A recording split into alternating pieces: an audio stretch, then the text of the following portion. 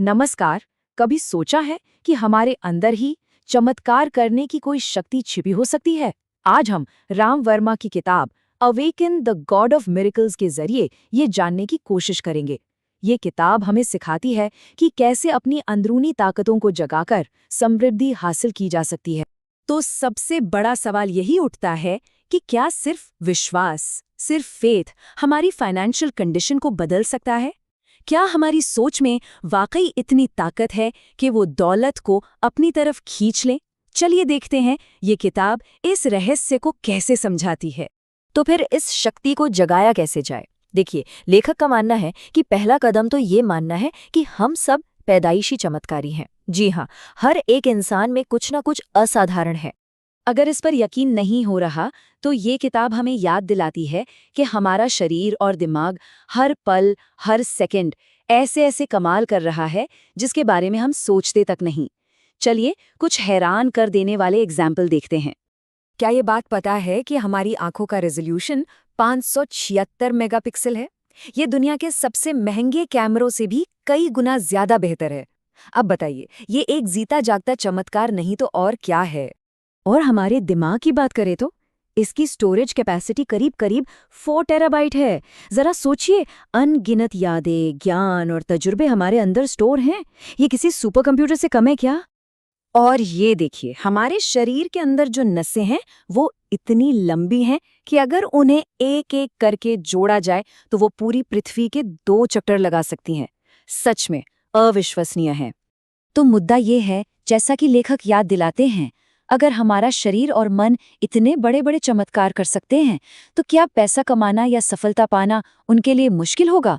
अरे, हमारा पूरा वजूद ही तो एक चमत्कार है। बस यही विश्वास हमें आगे ले जाएगा। अच्छा, तो इस चमत्कारी ताकत का इस्तेमाल करें कैसे? किताब बताती है कि हम सभी के पास 5 दिव्य शक्तियां हैं, जो एक तरह से हमारे स्पिरिचुअल टूल किट की तरह हैं। आइए जानते हैं ये कौन कौन सी हैं। तो ये हैं वो 5 अद्भुत शक्तियां। पहली है टेलीपैथी, जिससे हम बिना बोले अपने विचार दूसरों तक पहुंचा सकते हैं।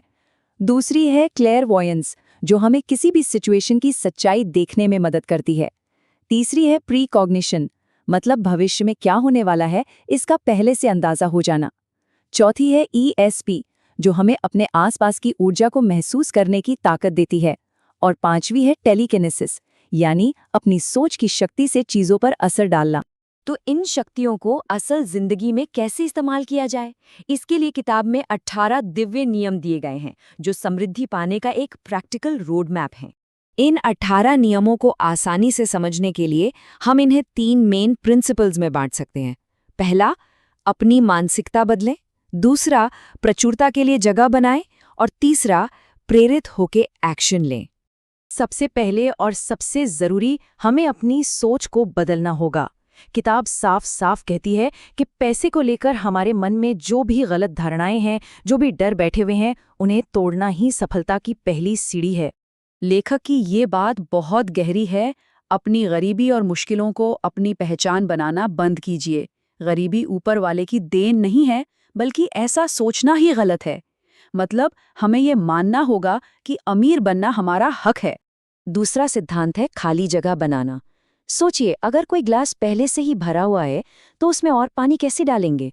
बिल्कुल वैसे ही समृद्धि को अपनी जिंदगी में लाने के लिए हमें पहले पुरानी और बेकार चीजों को हटाना होगा। और ये जगह बनाएं कैसे? किताब 3 आसान तरीके बताती है। पहला, दिमाग से पैसों के बारे में बुरे विचार निकाल दें। दूसरा, अपने घर और ऑफिस से फालतू सामान यानी क्लटर हटा दें। और तीसरा, पैसों को रखने के लिए एक खास जगह बनाएं, जैसे कोई नई तिजोरी या पर्स, ताकि धन का सम्मान हो सके। और तीसरा और सबसे जरूरी नियम, सिर्फ सोचने से कुछ नहीं होगा, एक्शन तो लेना ही पड़ेगा। विश्वास एक बीज की तरह है, लेकिन उसे जमीन में बोना और पानी देना भी जरूरी है, तभी तो वो एक बड़ा पेड़ बनेगा। इसका एक बहुत ही पावरफुल तरीका है चमत्कारों के देवता को एक खत लिखना। अपनी सबसे बड़ी इच्छा के बारे में ऐसे लिखिए जैसे वो सच हो चुकी है। महसूस कीजिए कि वो जिंदगी आप जी रहे हैं। ये तरीका आपकी सोच को हकीकत से जोड़ने का काम करता है।